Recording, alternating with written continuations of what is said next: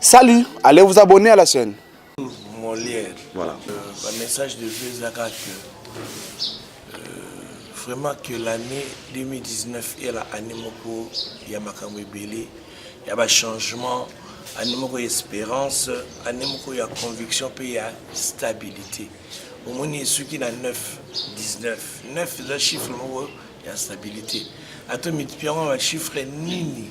9, sur cette sommation, et puis ça va 9. 9 fois 1, c'est 9.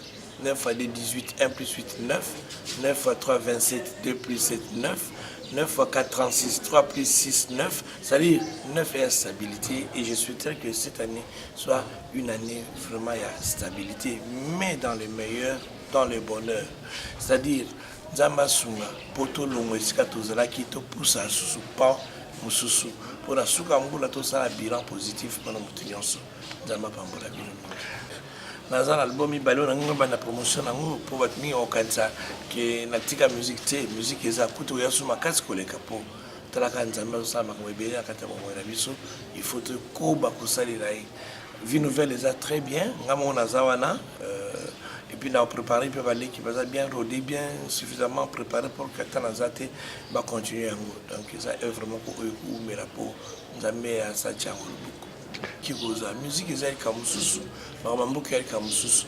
Nambuka, na musique, mutu, azam continue à nous so to zui, makambu, to poussani boué na ngolu, pe na nguya nzambe, mutu tika kwembele pour la nuance ingratitude, tunga na ibinda kwa ngati.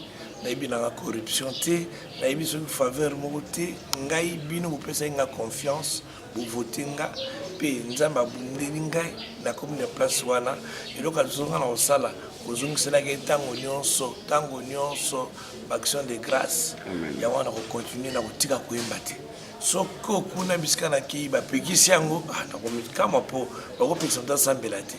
Ba ko pekisa mutu musala wana te. Sur ba médecin baza na place kuna ba continuer à ça ceux qui nous suspect baza ba salaka ngana limité que les incompatibles mais seulement na musala na zui na kulingana na bebisate donc ça dit je respecterai l'horaire pour essayer langa pour la musala wana pe ba tâche tanga mais na ba moment où ils sont disponibles ngana connaît ko ba lecteur danga nyonso ba pona ki nganja mapambo na bino bino bo pesi nga pouvoir wana bo pesi nga responsabilité wana po eza responsabilité surtout que kuna eza pe pour to critiquer mingi to seki mingi to fingi mingi to kepe biso oyo go finga pe biso go critiquer pe biso yango to kikuna.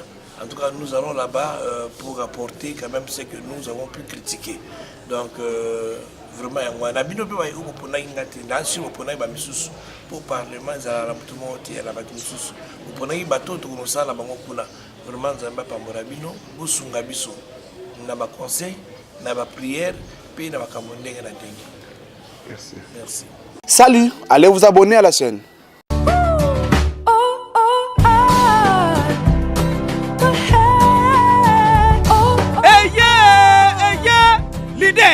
Coco du Coco, Benzambé, y'a ma maison optique tout. Na RDC, optique solidaire d'Anna, à Mebelibino promotion.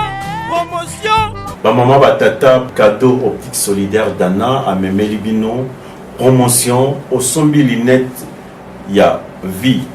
Aux allées la réédition à 50%. Ce qu'au sombi lunettes, il y a solaire. Aux allées la réédition à 25%. Welisa. Yo mutu olingaka kolata ba lunettes de fabrication européenne ya qualité ya ba griffe lokola Ray-Ban, Calvin Klein, Givenchy, Kenzo, Dolce Gabbana, Chanel na Jaguar. Yaka bangu na optique solidaire dana soki osobi ya liboso ya mibale ozali na réduction ya 50% popoto ekiti na Kinshasa. Patie pe na disposition na bino ba spécialiste pour na choix ya ba verre ya qualité. Bongo bino batu oyo bobelaka maladi ya misu solution ezali awa pour optique solaire dana ateli bino service ophtalmologique ya qualité pe na prix moutier na ba matériel ya qualité ya technologie européenne le plus avancé lokola champ visuel pour na koyeba tension ya misu na yo OCT pour na scanner ya misu na bamateriel ya ndenge na ndenge. Yo moto tungisami na maladi ya miso otamboli ba hôpitaux ebele oke na bipai na bipai. Lelo yo Optique Solidaire et Helio Solution eye na bapareil ya sika oyo ezali na pointe euti na poto oyo ezosunga ba médecin oyo ya biso ya mboka bakoka ko examiner yo malamu pe ba trouver solution na yo malamu pe ba traiter yo malamu. Tika kotambola nzela kokele kosomba pe ba lunette nzela te yaka na Optique Solidaire kunande okozwa solution ya malamu bakoswane yo malamu pe okozwa balinete oyo ya modele ya sika oyo ebimisika na poto okozwa ngo awa epai na biso na maison Optique Solidaire Dana bazali pe kosala réparation na adaptation ya bafer cassé na kobongisa ba monture ya balinete na bino pe adresse na bango esi eyebana okokuta bango na galerie Albert sur boulevard du 30 juin pe okikokotela na ndenge ya nsima na avenue de la paix okomona bapano na galerie Albert ou bien obengi bango na banimero oyo oza mopipa. Napesi bango babona année oyo eza année ya bénédiction ya prospérité.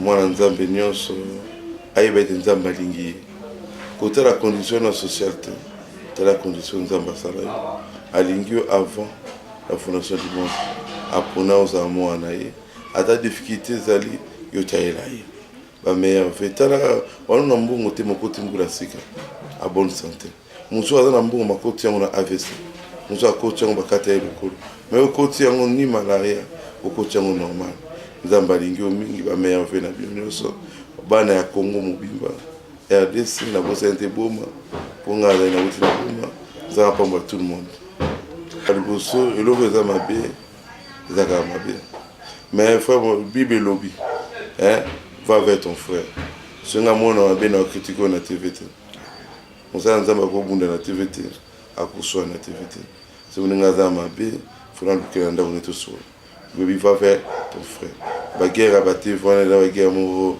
eza malamu te alinga nyo toza na unité pour ba nzamba na unité pour se faire de Dieu tout d'abord na unité dans sunga biso tout c'est ma bébé tout le monde tout à la Christ c'est merci c'est tellement difficile Yesu mon fils de Dieu Jésus-Christ a ben nzamba longo coupo le bosso na ngai mais il a la plénitude de Dieu mais il a qui charge toi non ça peut-être nzamba sunga biso toi rabatu mais Dieu m'a tché biso a protéger biso ça pour la Moïse biete tout ça pour me ton accord de Christ c'est le que soit na linza ça dit ça le colote c'est ce que soit na mis sur les ba mu ba mi lo ça te ngaza promenade il pas ça promenade tout ça pour me et nous pas doit comprendre rater Moïse bié aza va charger belé a charger belé salaka pour que nous soit mon comme ma bête mais occupation à gérer une grande église à la consécration à la vie naïe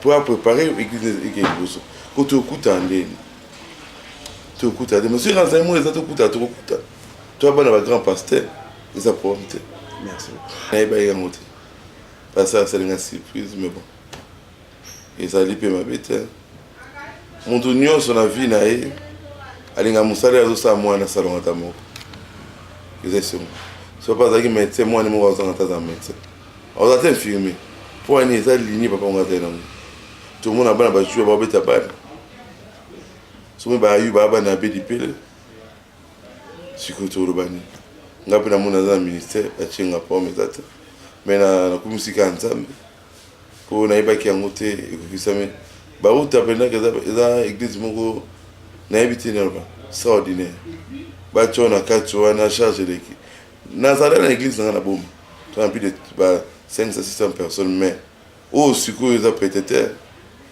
ils a peut-être mais Dieu m'a tchenga bon il m'a rééquipé ngai na le batté na maile était pour maile on m'a maile dans ça quand on est en classe ça maile ou abattu parce que ouais nzambe est différent tu as entendu ticket pas naïe après ça besoin sagesse naïe tout ça musala Et à Tchaki, Salomon, à Dotaki.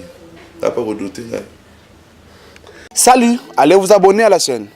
Vos impressions, nous venons d'entrer en nouvelle année, 2019, mais vos meilleurs vœux à travers les corps de Christ. Je lance mes envers à tout le monde, à tous les peuples de Dieu, une année de bénédiction et de prospérité. Que Dieu nous soutienne, tous les serviteurs de Dieu. Nous sommes obligés de prêcher la bonne nouvelle au peuple de Dieu. C'est ça les nouvelles. Je suis rempli de joie. Je suis un serviteur de Dieu, je suis un enfant de Dieu. Je n'ai rien donné à Dieu à part ma vie. Cette annonce, si une nouvelle année, je donne ma vie encore à Jésus-Christ. C'est ça que je peux dire. Vraiment, j'étais vraiment émotionné. Je n'attendais pas à ça. Parce que Baroud m'a fait une grande surprise. Il ne m'a rien dit. Mais je manque de moi le dire. Je dis simplement merci à Dieu. C'est une surprise pour moi, mais je suis déjà un serviteur de Dieu. Je travaille déjà à mon église à Boma. Maintenant, je suis le pasteur associé à Kinshasa, chez le pasteur Baroutier, à Barou Tabernacle. C'était une grande église de la référence de Kinshasa. Il est parmi les 10 grandes églises de Kinshasa, il est parmi. Ce n'est pas facile. Je sais que Dieu va me soutenir. Il va me donner l'intelligence et la sagesse. Comme il avait fait ça à Salomon. Salomon, Dieu l'a doté de la sagesse. Il va aussi faire ça à moi. Je suis un enfant de Dieu, je crois en Dieu. Il va aussi m'équiper de la sagesse. Salut, allez vous abonner à la chaîne.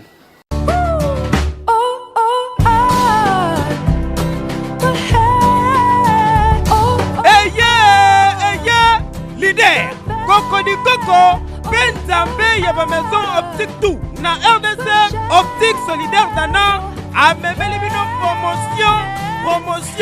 Maman Batata, cadeau Optique Solidaire Dana, a Memelibino, promotion, au Sombi Linette, il y a vie, aux allées la réédition à 50%.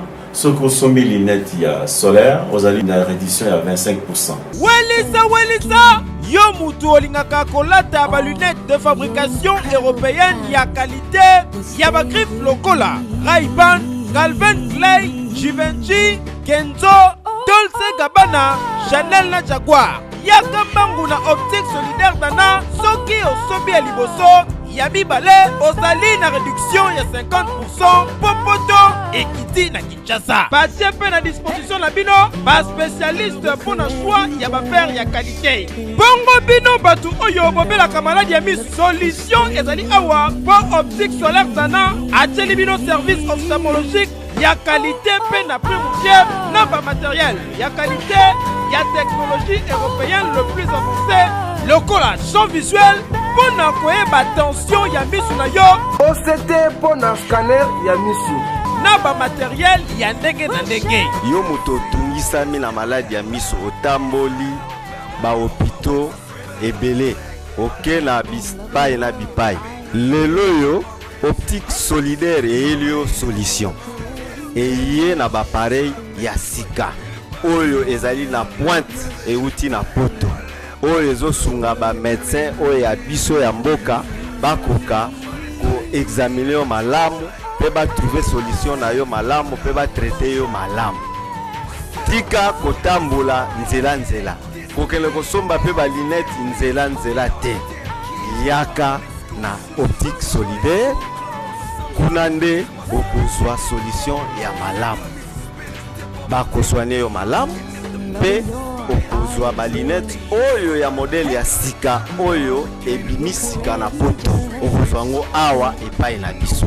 Na maison Optique Solidaire Dana, bazali pe kosala réparation na adaptation ya ba fer cassé, na kobongisa ba monture ya ba lunette na bino. Pe adresse na bango ezi eyebana. Okokuta bango na Galerie Albert sur boulevard du 30 juin, pe oriko kotela na ndenge sima na avenue de la Paix, okomona ba panneau na Galerie Albert ou bien obengi bango na ba numéro oyo oza mopipa.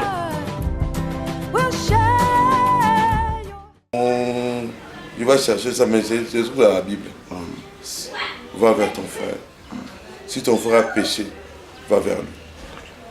On ne peut pas se chamailler à la télé, c'est pas ça. C'est pas la parole de Dieu. Va vers ton frère.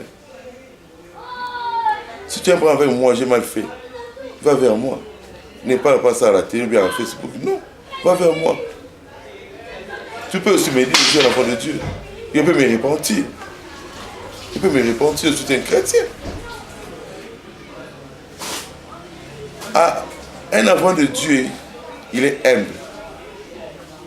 Si je fais du mal, je suis obligé de me repentir. Je ne peux pas entrer au ciel parce que je suis pasteur, c'est faux. Amen. Il va entrer au ciel parce que je suis l'enfant de Dieu. L'enfant de Dieu, il doit se repentir chaque jour. Dieu, j'ai mal marché, aide-moi à marcher comme un véritable chrétien. Aide-moi à bien travailler. Aide-moi à faire ça.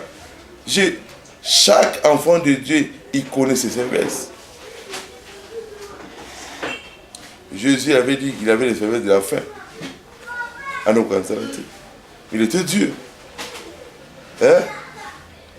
Nous avons des faiblesses. Mais nous sommes obligés de nous soutenir. Amen. On n'a pas de ciel. On n'a qu'un seul. J'ai vraiment un message phare. Répands-toi. Dieu arrive. Jésus revient bientôt. Nous sommes obligés de nous repentir chaque jour. Nous sommes des pécheurs, mais sauvés par la grâce. Même si tu es grand prédicateur, tu as 1000 membres, tu as 20 000 membres, 100 000 membres, ce n'est pas là la solution. La solution, c'est d'avoir le Saint-Esprit, d'avoir Dieu en toi. C'est ça la solution. Tu vas avoir beaucoup d'argent, tu as un grand ministère, ce n'est pas ça la solution. La solution, sois calme, sois humble. Dieu va te bénir. Même si tu es pauvre, ta pauvreté, ça ne fait rien. Regarde en soi. Si tu es un enfant de Dieu, Dieu te bénira. Dieu a béni Breka Barouti, pasteur Barouti. Il était si pauvre, mais aujourd'hui, il est un pasteur. Il a construit une grande église. Ce n'est pas lui, c'est Dieu qui a fait ça. Toi aussi, tu as un ministère. Même si tu as 20 personnes, tu as 15 personnes, ça ne te fait pas du mal. Crois en Dieu. Il va t'élever un jour. Sois fidèle en Jésus comme David était fidèle. Sois fidèle à Jésus comme Moïse était fidèle. Toi aussi, sois fidèle. Même si tu ne vois rien, crois seulement. Tout est possible à celui qui croit, mon frère. Crois en Jésus, tu feras des grands miracles. Crois en Jésus, tu ressusciteras des morts. Crois en Jésus, tu seras élevé plus haut, plus haut. Que Dieu te bénisse.